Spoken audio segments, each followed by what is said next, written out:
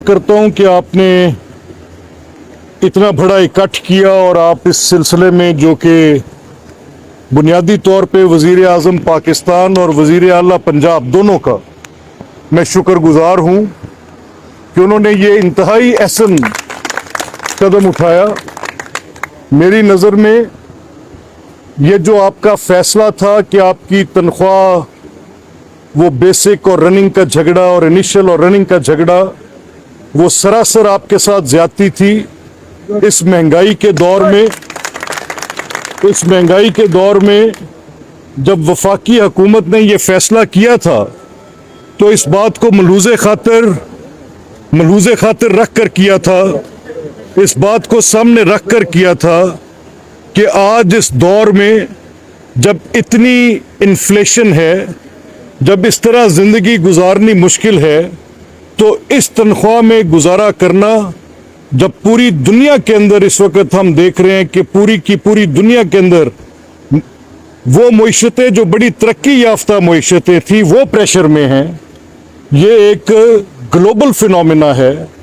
ये हम समझ नहीं पा रहे कि इस कॉन्फ्लिक्ट का खात्मा कैसे होगा। ये यूक्रेन की वॉर ने अपने असरात छोड़े हैं जो कि महंगाई की सूरत में नज़र आ रहे हैं। ये कोविड ने अपने असरात छोड़े थे जो कि महंगाई की सूरत में नज़र आ रहे थे। तो मैं वज़ीर आज़म पाकिस्तान का तहे दिल से मशकूर हूँ कि जब बुनियादी तौर पर पहला फैसला उन्होंने कर दिया, इंतहाई बड़ा कदम था उन हालात में जब पाकिस्तान की मईशत शदीद दबाव के अंदर है, जब अभी IMF का मुआहदा भी नहीं हुआ था, तो उस वक़्त वज़ीर आज़म पाकिस्तान का ये फैसला था कि सरकारी मुलाजमीन का तनख्वाह में 30 या 35% इजाफा किया जाएगा।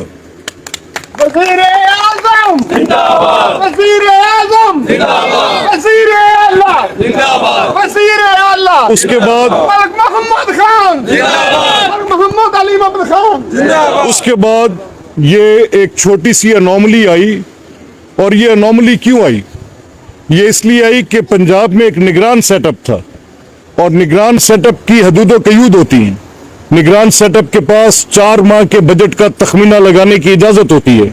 वो सारे साल का इम्पैक्ट अपने इन 4 माह पे क्रिएट नहीं कर सकते।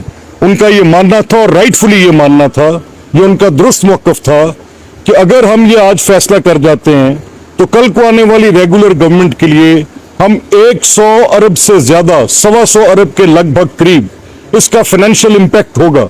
और ये इम्पैक्ट अगर हम छोड़ कर जाते हैं तो उस गवर्नमेंट के पास तो अक्टूबर के बाद बजट देने के अंदर कितनी गुंजाइश होगी। तो ये उनकी जायज़ बात थी। हमने उनसे ये कहा था, मैंने आपके दोस्तों से मुशावरत करने के बाद ये कहा था कि आप सेगमेंटाइज कर दें। आप ऐसा करें कि पहले जो रेगुलर मुलाजमीन हैं आप उनको डील कर लें। आपके पास जो पेंशन के केसेस हैं उनको आप देख लें कि किस तरह जो आपने पेंशन का फंड क्रिएट किया था उसमें आने वाले प्रॉफिट्स के साथ किस तरह किया जा सकता है। और वज़ीर आज़म पाकिस्तान की भी ये सोच थी।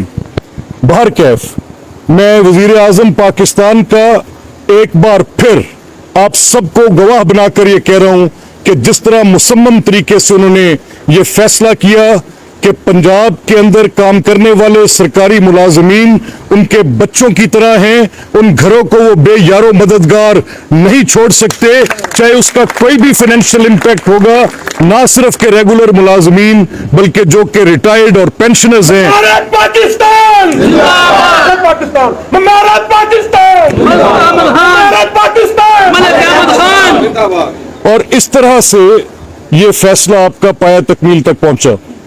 तो मैं वज़ीर आला पंजाब और वज़ीर आज़म पाकिस्तान दोनों का शुक्रगुजार हूं कि उन्होंने ये एक बड़ा अहसन कदम उठाकर आपकी जायज़ मुतालबात को तस्लीम किया।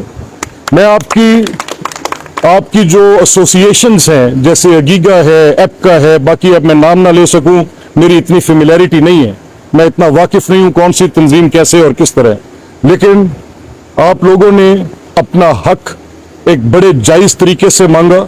इसके लिए आपकी क़यादत मुबारकबाद की मुस्तहिक है। एक जायज़ मुतालबा उठाना और उसको मनवाना ये एक बड़ी आला पाई की साथ होता है।